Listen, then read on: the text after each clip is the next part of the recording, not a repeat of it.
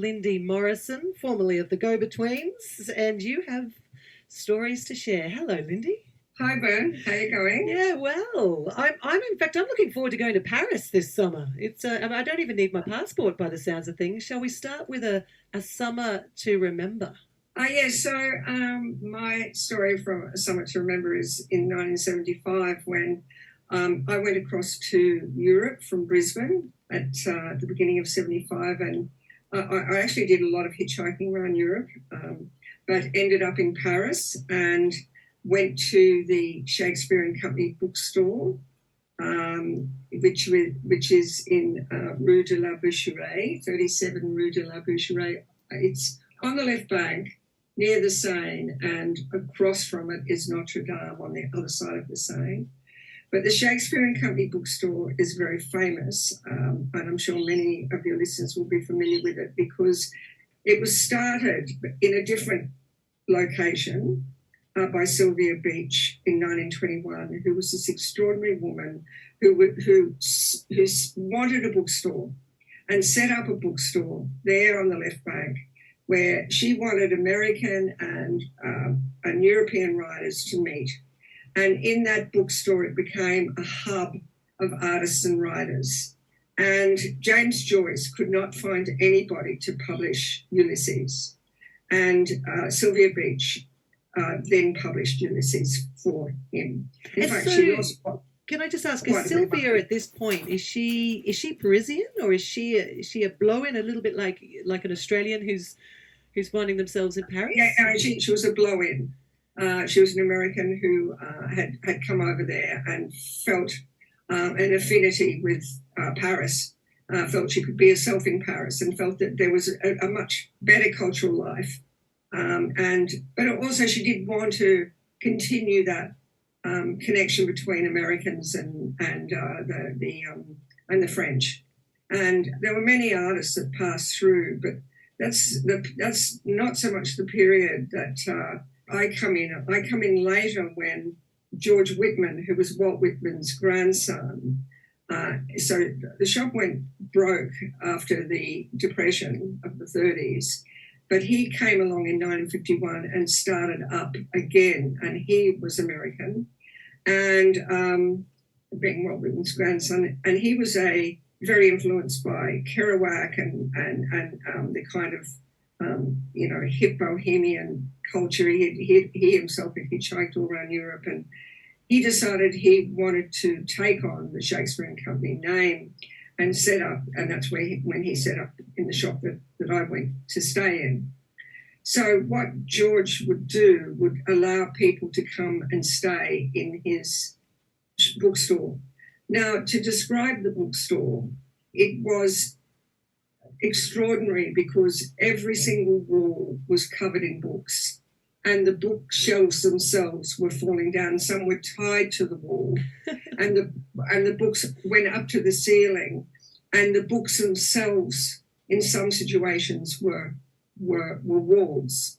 And that was the ground floor where you would come in, and the first thing you would see would be George sitting at a very old desk, and he had very bad emphysema because he was a bad smoker, although he did live to be 98.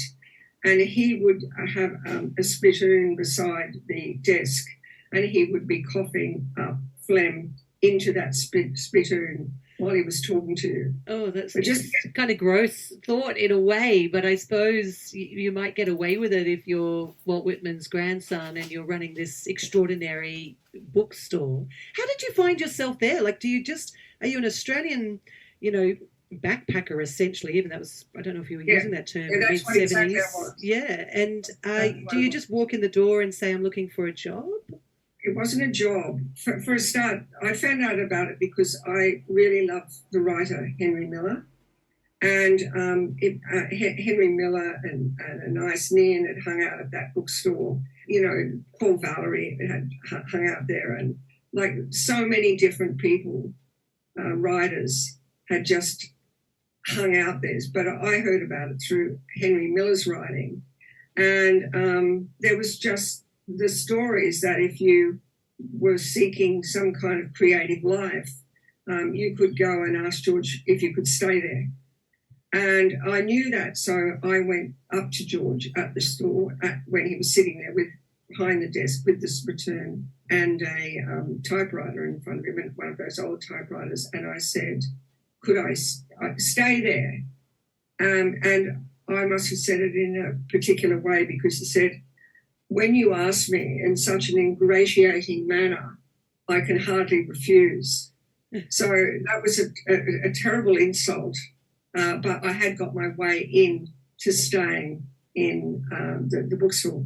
Okay, so you're living in the bookstore as opposed to... Did you have to earn your keep in any way? Yeah, yes. This is how I had to earn my keep. This was the job I was given. The job I was given that every night at midnight when the shop was closed, I had to be there and I had to clean the floors by hand. So I had a bucket and a rag and I had to clean the floors by hand, which actually for me was nothing. I didn't care about that at all to be staying in this incredible place where, so the bedrooms, they weren't bedrooms, they were just beds amongst the books. So the beds were filthy, really, and one of the beds definitely had bed bugs, but not the one I was in. There are only about 3 or 4. There was a circular staircase that went up to the second floor. On the third floor was the house of George, which is where George slept. I mean, this was an absolute... This could have just gone up in fire at any time. There's a famous clip of George. The way he used to cut his hair was put a little small kind of gas blowtorch on his hair. There's a famous clip on YouTube that anyone can see where he's... Okay. Yeah. I'll have to go and have a look at it. Yeah, he was an unattractive man, but everybody says the most loveliest things about him. But I didn't find him particularly charming. Ours was a functional relationship. It was not one based around getting to know you. I didn't, want to charm him, nor did I want to hear his stories. I did, at some stage, pick up a Henry Miller book that I took to him. And it had, I can't remember how much it was. It might have been 20 francs or something. And I said, I want to buy this book. And he looked at the book and he opened up and he turned to me and he was just really cantankerous and angry and said, you saw that this was a first edition and you saw that this was underpriced. And in fact, that was the first time in my life that I became aware of the importance of first edition. So I can thank George for that. And I said, I don't know what you're talking about. I have no idea. He said, this is the first edition and this has been underpriced. This is not what it should be. I'm just going, what? It was just, I was in absolute total shock. But anyway, we resolved it. I was about to say, did you maintain that the customer's always right? Yeah, he gave in to me in the end, I think because I was literally so ingenuous, my reaction was so natural and real.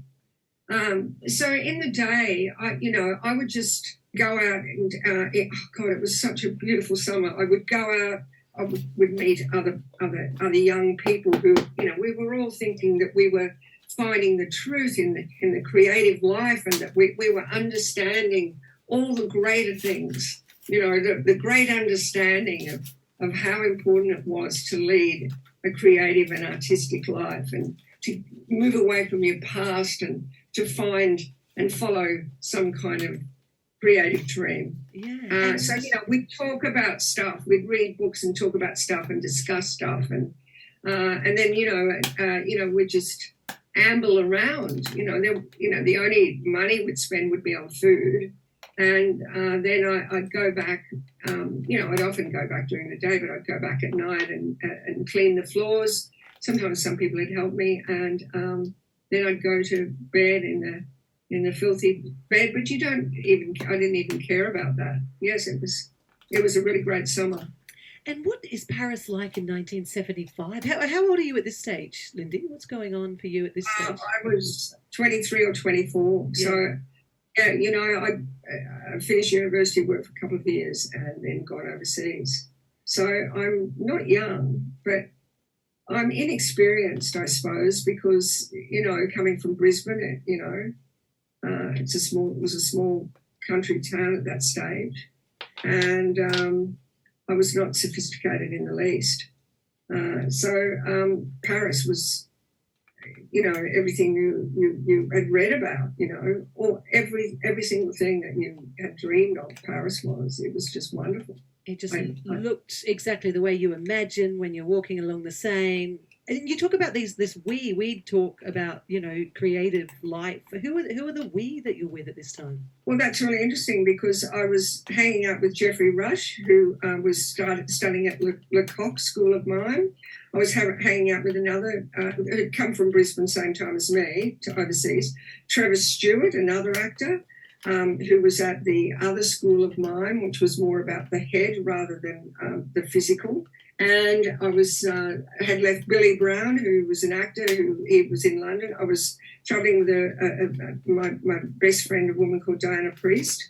And so that's that. That was my immediate group that I was travelling with.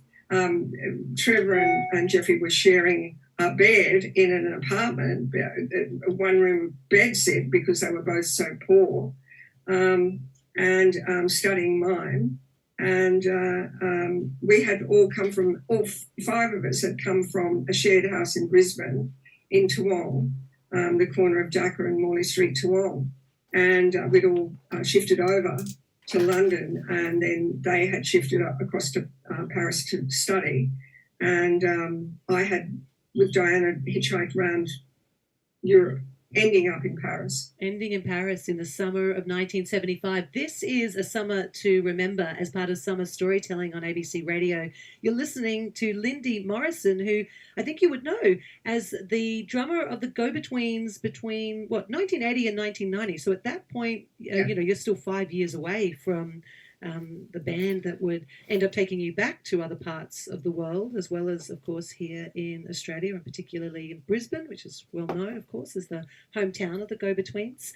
Lindy, I always feel a little funny when I ask people to tell a story about a summer to forget, because, we're sort of wired sometimes to only talk about the good and forget about the bad, or not talk too much about the bad or the challenges of life. So I'm not so much interested in trying to dig into anything that's, traumatic or something you don't want to share, but it is to sort of see that, life isn't a bed of roses, is it? And what comes from difficult times perhaps is what really matters. So is there a summer to sort of forget? Well, I think the summer that I would love to forget, but I'm still reminded of it, and so one would wonder why I would proffer this one to you, because, I've been asked to talk about it so often and now deny that when I'm asked. But because it was so traumatic for me, I will mention it, but I will move on. It really was a terrible summer, and it was 26th of December in 1989 that the Go-Betweens broke up, and it really was totally traumatic and catastrophic for me. And I was very angry and bitter for some time. I just think things might have or could have been done in a better way.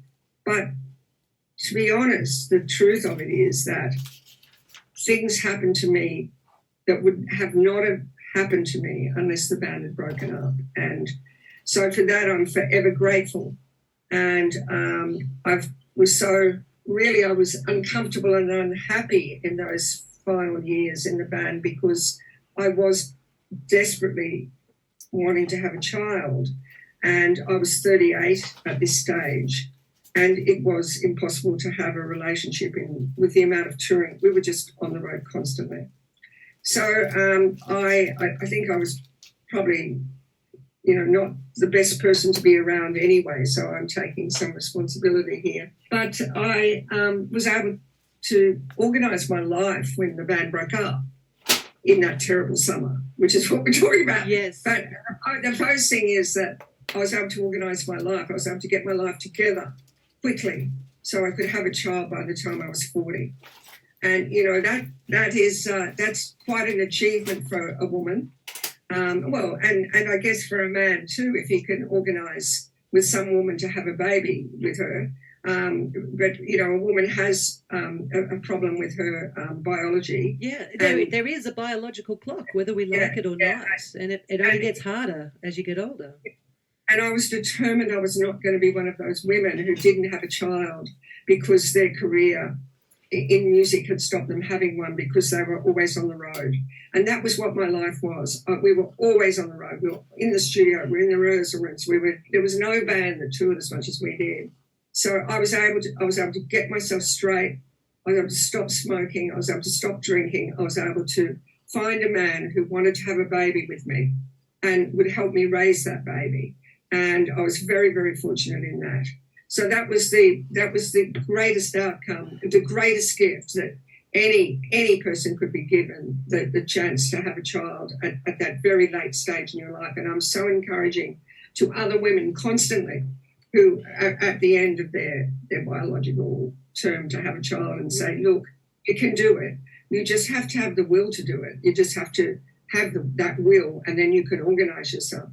So that's one thing. The other thing that may not sound as important, and of course it isn't, but I became absolutely obsessed with the copyright industries, the intellectual property, and because I had to sort out all the contracts that I'd signed and understand how royalties worked so I could get royalties.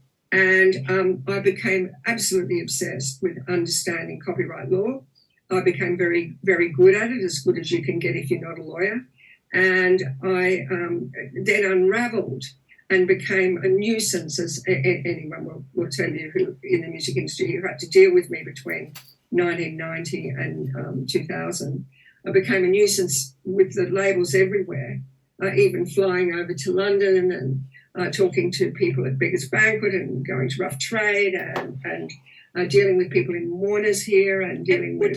What do you mean by being a nuisance? Like, surely you were on the side of artists. Oh, yeah. I was on my side. I was just on my side. I was on the recording artist side. I was making sure that I was going to get paid what I was due. And not just me, there were other recording artists in the go-betweens as well who co-owned masters or were due to have royalties paid to them. I'm not going to go into the minutiae of the disagreements, except to say that I was in the right and they were in the wrong and I won. So that's all that matters. Thank you very much. I was right. You were wrong and I won. but one of the things that I was determined to do, and I guess it shows how much will I had, was that I would get to a stage where I'd not be refused a meeting because I knew what I was doing, and I'm very encouraging. I was being very encouraging. I taught copyright for years. I don't do that anymore, but I taught it for years, and I was always very encouraging to students to say, you have to just keep asking the questions. You must keep asking. You have to ask and ask to understand what's going on and put every scenario forward and not worry about what people think. Try to become egoless, which is the hardest thing for people to do, to lose your ego. But you have to lose your ego. Look, it doesn't make you popular, but it's not. This is not a game about popularity. It's about understanding how you will make money out of the music industry and how to get paid correctly for your work. It's interesting that you say lose ego, because in actual fact, in a way, ego is your confidence. You need confidence to do that, to put yourself out there and say, this is what I demand as an artist. Well, yes, or you can bluff confidence. You can act. You can be an actor. That's another discussion, Bern, for another day. That's it. That's the summer to discuss how to be a better person with Lindy Morrison. I really had to get on top of contract law as well. So because I had very, very complex contracts to look at. Like the Biggest Banquet one was incredible, and I kept most of them, and that was really lucky. Like another thing is keeping good archives Fax is absolutely hopeless because all the faxes have faded now. So they're absolutely no use as a legal document these days. They've all, I've got in the garage, I've got, boxes of faded faxes that you can't read, which I will throw out. But so it was an interesting time. And so as a result of that very, very bad summer, I became an expert, as much as one can as a normal person, in contract law and copyright. I eventually went to the University of New South Wales and got a master's in legal studies, and that was superb. Just superb. Studying alongside lawyers, and that was during the anti-copyright days when everybody was pro piracy, and all those lawyers doing their masters were all information's free, and all intellectual property should be shared, and all that sort of stuff. And here was I fighting, that people should be paying for copyright, and like in the lecture rooms, the students would be arguing against me and saying, like Transformity's best and the Grey Album's the best thing that ever happened, and I'm going, people should pay for work when they sample it, and it was all like that. Yeah, and then look where we are now. But look, that would be another conversation if we were to seg into that, because now we could talk about the fact that everybody's streaming, and while they're paying maybe a subscription to a service, they're not exactly paying the artist. But that is another conversation, Lindy Morrison. I gave you three things. I asked three things of you here on ABC Radio. My name is Bern Young. This is Summer Evenings. You're listening to Summer Storytelling. And Lindy Morrison, former drummer of the Go-Betweens and expert on contract and copyright law. Thank you very much. And devoted mum to her daughter Lucinda as well. You've been hearing her stories tonight. One more thing I ask of you, which is a song that says summer to you. Where are we going, Lindy? Now, Chris Collingwood was a member of Fountains of Wayne alongside Adam, the now deceased Adam Schlesinger. Now your listeners will know this. They will know that the song Stacey's Mum, which was very famous. So Chris Collingwood then went on to make an album called Look Park and called his band Look Park. And this great summer song for me is this brilliant song called Stars of New York. Actually, the whole album is wonderful. And like not a lot of people have heard it, but let me tell you, I just love this album. And I took my daughter to New York. We've done 2 summers in New York. Like I took her when she was 16, and we just had the most incredible summer. It was so hot. And then we went back this year, where her boyfriend proposed to her on the top of the Empire State Building. Oh, no way. That's so romantic. Well, she accepted his proposal of wedding, and I feel like I failed as a mother, being very anti-marriage, but I love my daughter enough to pay for her wedding. Let her make her own choices, Lindy. Thank you, Bern. Thanks very much. But anyway, so when I think of summer and I think of this wonderful song written by Chris Collingwood about New York, this to me is a summer song, Bern. This is Stars of New York by